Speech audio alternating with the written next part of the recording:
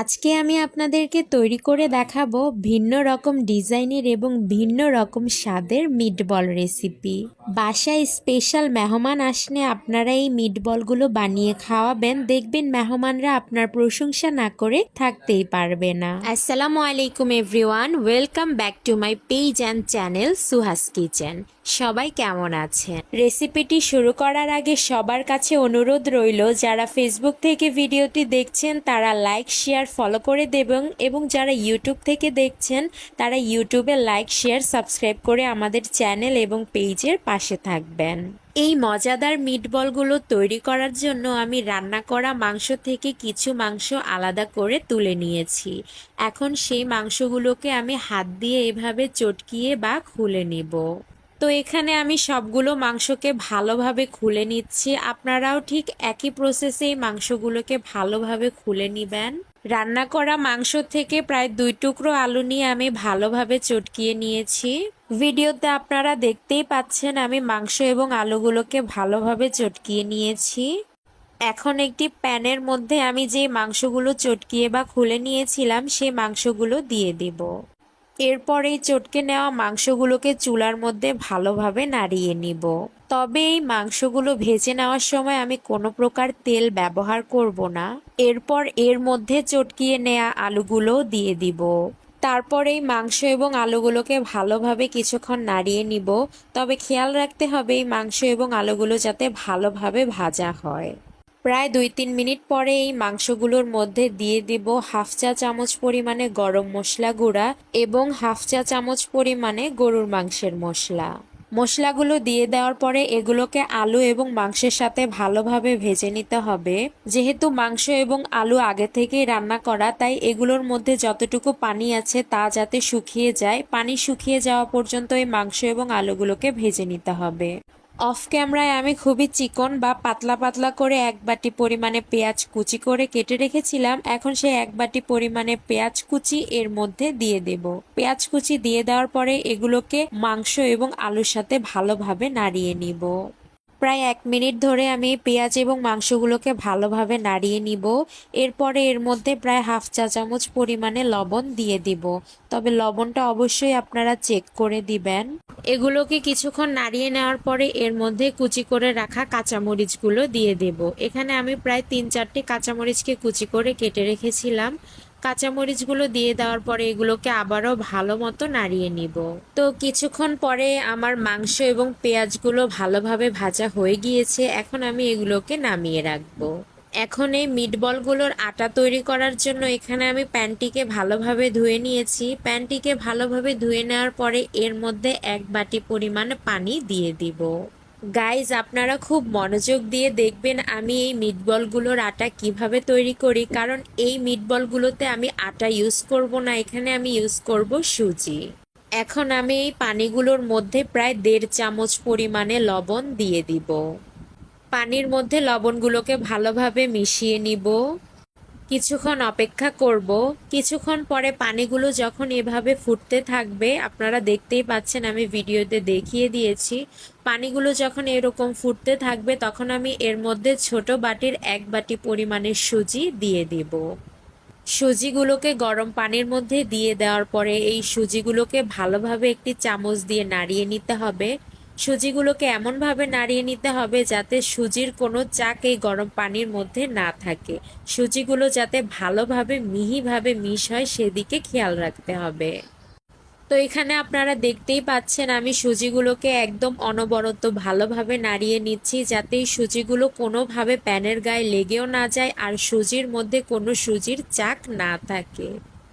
এই সুজিগুলোকে নাড়ানোর এক পর্যায়ে আমি এর মধ্যে সামান্য পরিমাণে তেল দিয়ে দিব। তবে আপনারা চেষ্টা করবেন এর মধ্যে ঘি দিয়ে দেওয়ার, ঘি দিলে এর ঘ্রাণও খুবই ভালো আসে। তো দেখতেই পাচ্ছেন আপনারা আমার এখানে সুজির আটা তৈরি করা হয়ে গিয়েছে। তো এখন আমি সুজির আটাগুলোকে আরও কিছুক্ষণ ধরে ভালোভাবে নাড়িয়ে নিব। এই সুজির আটাগুলো কিন্তু খুবই নরম, তুলতুলে এবং স্মুথ হয়। এখন আমি এর মধ্যে ঢাকনা দিয়ে দিব যাতে সুজির আটাগুলো ঠান্ডা না হয়ে যায়। মিটবলগুলো তৈরি করার জন্য, এর মধ্যে ডিজাইন করার জন্য এখন আমি সুজির আটাগুলোকে নামিয়ে নিয়েছি। এখন আমি এই সুজির আটাগুলোর মধ্যে প্রায় 1 চামচ পরিমাণে ঘি দিয়ে দিব এবং এর সাথে 2-3 চামচ পরিমাণে দুধের গুঁড়ি এবং 2 চামচ পরিমাণে ময়দা ভালোভাবে মিক্স করে দিয়ে দিব। এই উপকরণগুলো দিয়ে দেওয়ার পরে হাত দিয়ে সুজির আটাগুলোকে ভালোভাবে মাখিয়ে নিব। যেহেতু সুজির আটাগুলো মোটামুটি নরম, তাই এর সাথে দুধের গুঁড়ি এবং ময়দা মিক্স করার কারণে এগুলো আগের থেকে সামান্য শক্ত হবে, কিন্তু নরম এবং তুলতুলেই থাকবে। তো আপনারা দেখতেই পাচ্ছেন এখানে আমি সুজির আটাগুলোকে কিভাবে হাত দিয়ে ভালোভাবে মলে নিয়েছি। আপনারাও ঠিক একই প্রসেসে এগুলোকে মলে নেবেন। তো দেখতেই পাচ্ছেন এখানে সুজির আটাগুলোকে আমি খুব সুন্দর করে মলে নিয়েছি এবং সুজির আটাগুলিও খুব সুন্দর হয়েছে।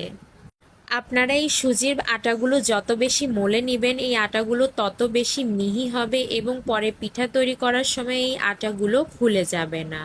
তো এখানে আমি এই সুজির আটাগুলোকে প্রায় অনেকক্ষণ ধরে মলে নিয়েছি। এখন পিঠা তৈরি করার জন্য আমি 2 হাতের মধ্যে সামান্য পরিমাণ ঘি লাগিয়ে নেব। এরপর আমি সুজির আটা থেকে সামান্য পরিমাণে আটা নিয়ে হাতের মধ্যে গোল গোল করে কিছুক্ষণ মলে নিব। এমনভাবে মলে নিব যাতে এগুলো গোল আকার ধারণ করে। সুজির এই আটাগুলো যখন গোল আকার ধারণ করবে তখন এই আটাগুলোকে এভাবে হাত দিয়ে চেপে চেপে এর আকার বাড়িয়ে নিতে হবে। তবে আপনারা যখন এই আটাগুলোকে এভাবে চেপে চেপে বড় করবেন তখন অবশ্যই খেয়াল রাখবেন মাঝখানে যে আটাটুকু রয়েছে সেই আটাটুকু যাতে মোটা থাকে আর চারপাশের আটাটুকু যাতে সামান্য পাতলা হয়। এই মিটবলগুলোতে দেওয়ার জন্য আমি যে মাংসগুলো ভেজে নিয়েছিলাম তার মধ্যে থেকে 1 চামচ মাংস নিয়ে এই গোল করে রাখা সুজির আটার মধ্যে দিয়ে দেব। সুজির আটার মাঝখানে মাংসগুলো দিয়ে নেওয়ার পরে চারপাশ থেকে যে সুজির আটাগুলো রয়েছে তা মাংসগুলোর ওপরে এভাবে কাভার করে দিয়ে দিব। তবে আপনারা অবশ্যই খুবই আলতো এবং নরম হাতে এই পিঠাগুলোকে বানিয়ে নেবেন। দেখতেই পাচ্ছেন আমি মাংসগুলোর ওপরে আটাগুলোকে কিভাবে আস্তে আস্তে করে এভাবে পুরো কাভার করে নিয়েছি। কারণ আপনারা যদি জোরে জোরে বা খুবই তাড়াহুড়া করে এই পিঠা বানাতে যান তাহলে এই পিঠা ভালোভাবে ফিক্স হবে না। তো আপনারা দেখতেই পাচ্ছেন এখানে আমি পিঠার মধ্যে একটি ডিজাইন দিয়ে দিয়েছি। এই ডিজাইনটি আমাদের সবার কাছে খুবই ভালো লাগে। চলুন আপনাদের সাথে আমি এই ডিজাইনটি কিভাবে দিয়েছি তাই শেয়ার করি। সুজির আটার মধ্যে মাংস দিয়ে গোল শেপ দেওয়ার পরে একটি চিমটা নেবেন।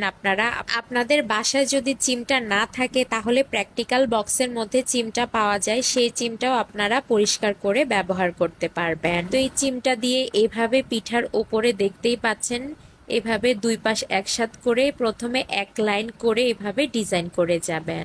এভাবে 1 লাইন করে ডিজাইন হয়ে গেলে অপর পাশে আরো 1 লাইন করে ডিজাইন করবেন। তো দেখতেই পাচ্ছেন আমার অপর পাশে আরো 1 লাইন ডিজাইন হয়ে গিয়েছে। এখন আমি এই ডিজাইনগুলো চারপাশে একইভাবে চিমটা দিয়ে ডিজাইন করব।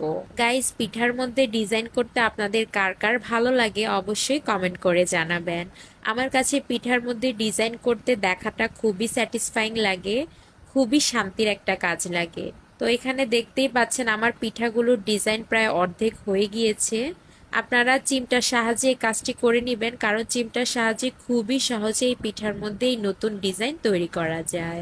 তো দেখতে দেখতে আমার পিঠার ডিজাইন প্রায় তৈরি হয়ে এসেছে। আমার কাছে খুবই ভালো লাগে যখন আমি নতুন কিছু তৈরি করতে পারি। তো আমি আপনাদেরকে খুবই সহজে কিভাবে এই পিঠার ডিজাইন তৈরি করবেন তা ভিডিওতে দেখিয়ে দিয়েছি। তো সবগুলো সুজির আটা থেকে আমি অনেকগুলোই পিঠা বানিয়েছি। দেখতেই পাচ্ছেন আমার পিঠার ডিজাইনগুলো কতটা সুন্দর লাগছে এবং কতটা ইউনিক হয়েছে। আপনারাও অবশ্যই এই পিঠাটি বাসায় একবার হলেও তৈরি করবেন। তো এখন আমি এই পিঠাগুলোকে ভেজে নেব। পিঠাগুলোকে ভেজে নেওয়ার জন্য আমি একটি প্যানের মধ্যে পরিমাণ মতো তেল ঢেলে নিয়েছি। এখানে আমি প্রায় ডুবো ডুবো তেলের মধ্যে পিঠাগুলো ভেজে নেব, তাই তেলের পরিমাণটা এখানে খুব বেশিই লাগবে। তেলগুলো ঢেলে নেওয়ার পরে কিছুক্ষণ অপেক্ষা করব তেলগুলো সামান্য গরম হওয়ার জন্য। তেল যখন সামান্য গরম হয়ে যাবে তখন একে একে আমাদের বানানো সবগুলো ইউনিক ডিজাইনের মিটবলগুলো এই তেলের মধ্যে দিয়ে দিব। তবে অবশ্যই আপনারা এই মিটবলগুলো ভেজে নেওয়ার সময় সাবধানতা অবলম্বন করে ভেজে নেবেন। এই মিটবলগুলো ভেজে নেওয়ার সময় চুলার আঁচ মিডিয়াম টু লো হিটে রাখবেন। আপনারা অবশ্যই এই মিটবলগুলো ভেজে নেওয়ার সময় দাঁড়িয়ে থেকে ভেজে নেবেন আর একটু সময় নিয়েই মিটবলগুলোকে ভেজে নেবেন। কিছুক্ষণ পর যখন মিট বলের এক পাশ হয়ে যাবে তখন এই মিট বলগুলোকে এপিট ওপিট করে সাবধানতা অবলম্বন করে উল্টিয়ে নিব। গাইজ, আমি জানি আমার এই ভিডিওটি অনেক বড় হয়ে গিয়েছে, কিন্তু আমি আমার ভিডিওতে সবসময় চেষ্টা করি আপনাদেরকে যে কোনো রেসিপির A to Z বলে দেওয়ার। তাহলে কি হয়, আপনারা যখন রেসিপিটি তৈরি করবেন তখন আর আপনাদের কোনো প্রকার ভোগান্তিতে পড়তে হবে না।